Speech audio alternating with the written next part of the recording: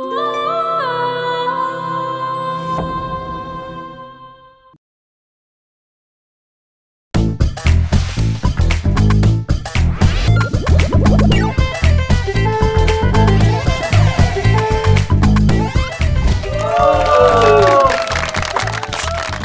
up guys?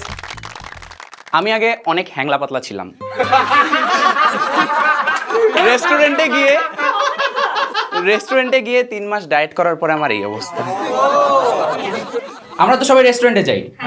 রেস্টুরেন্টে গিয়ে আমাদের প্রথম কাজ হলো মেনু কার্ড দেখা। মেনু কার্ড দেখতে লাগে 30 মিনিট। খাবার না, খাবারের প্রাইস কোনটার কম, কোনটা দেখতে কেমন এইটা। আমি আমার বন্ধু নন্টুরে নিয়ে রেস্টুরেন্টে গেছি। রেস্টুরেন্টে যাওয়ার পরে আমি একটা খাবার অর্ডার করলাম, mashed potato with mustard oil.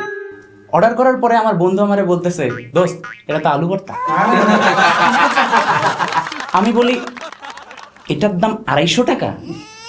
আমার বাপেরই তো আলুর খেতেছে, তেলের দাম 20 টাকা। একদিন দেখতেছি যে ফুচকাওয়ালা মামা পাবলিক টয়লেট থেকে বের হয়ে হাত না ধুয়ে ফুচকারটাকে এমন ভাবে হাত মিক্সড করলো, এরপরেই বুঝলাম বাড়ির ফুচকা কেন মজা লাগে। আগে ফুচকাওয়ালা মামার কাছে ফাও চাইলে মামা দিয়ে দিত, এখন মামার কাছে ফাও চাইলে মামা এমন একটা লুক দেয় যে আমি তার জমি জমার দলিল চাচ্ছি। তাও যদি একটা দিছে দেখি আমার আগে প্রতিবন্ধী। বাপ মায়ের সাথে রেস্টুরেন্টে যাওয়ার পর একটা অকওয়ার্ড মোমেন্ট পার করতে হয়। বাপ মায়ের সাথে রেস্টুরেন্টে গেছি, 30 মিনিট ধরে মনোযোগ দিয়ে তারা মেনু কার্ড পড়ছে। এই মনোযোগটা যদি তারা তাদের পড়াশোনায় দিত, আজকে আমার বাড়ির সামনে 2-3টা মার্সিডিজ দাঁড়ায় থাকতো। যাই হোক, 30 মিনিট পরে অর্ডার করবে ফ্রাইড রাইস, ফ্রাইড চিকেন। আমি ওয়েটারের দিকে দেখি, ওয়েটার আমার দিকে দেখে।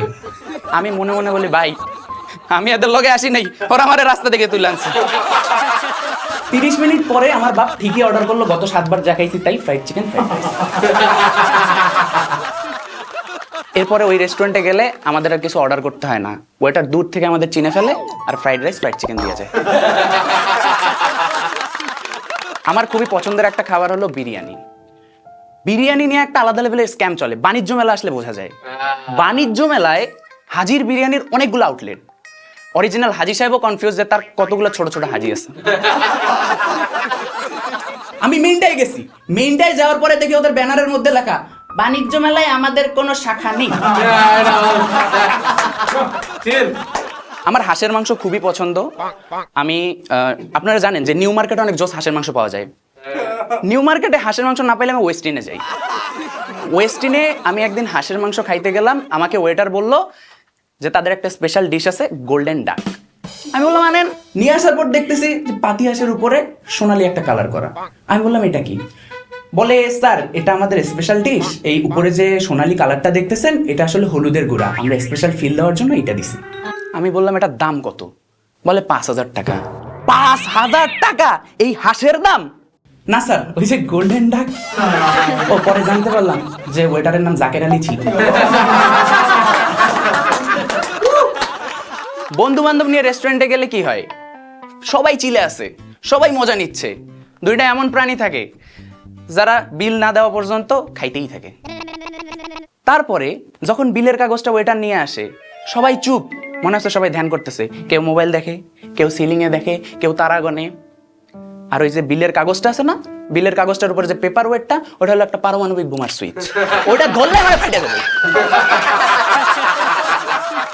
আমি একদিন আমার গার্লফ্রেন্ডে নিয়ে ডেটে গেছি, তো বিল আসছে 9000 টাকা।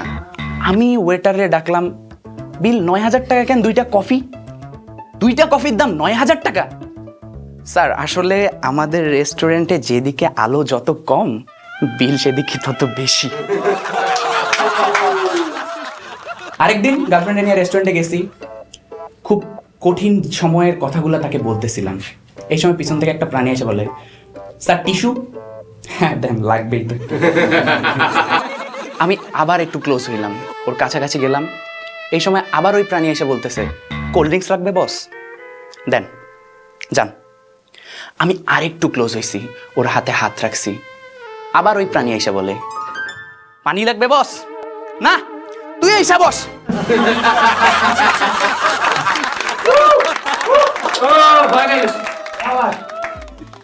তো ভালো থাকবেন, হাসি খুশি থাকবেন বস, না হাসলেই loss. My time, this is Niamul Miraj.